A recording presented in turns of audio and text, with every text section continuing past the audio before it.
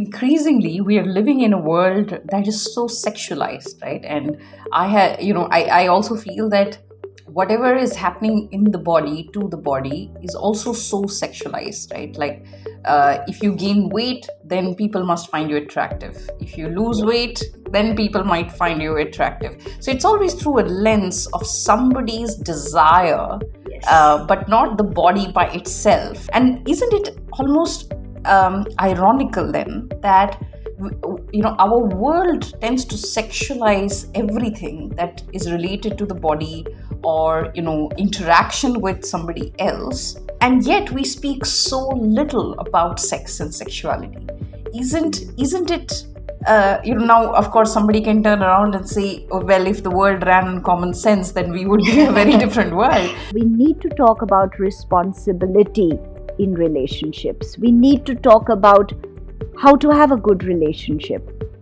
So all this, when I felt the need for it, I realized I had to train myself to first understand this. And I did this course with an organization called Tarshi, which has courses on comprehensive sexuality education for trainers. A really comprehensive course. And that helped me a lot in understanding how to, answer a lot of questions, also in the kinds of questions that would be asked.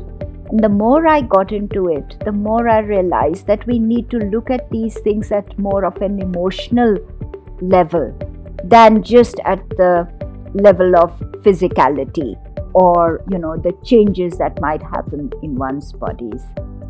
And of course, a cultural level also.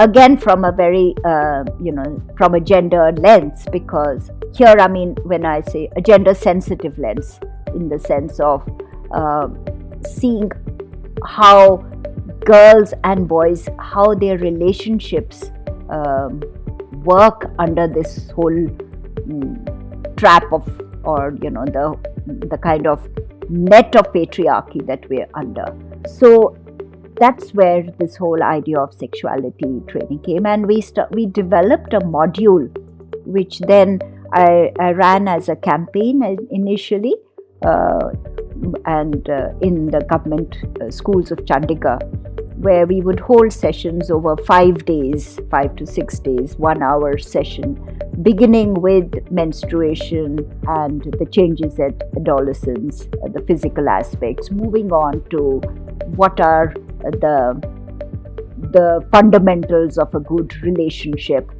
and violence in relationships, the right to consent,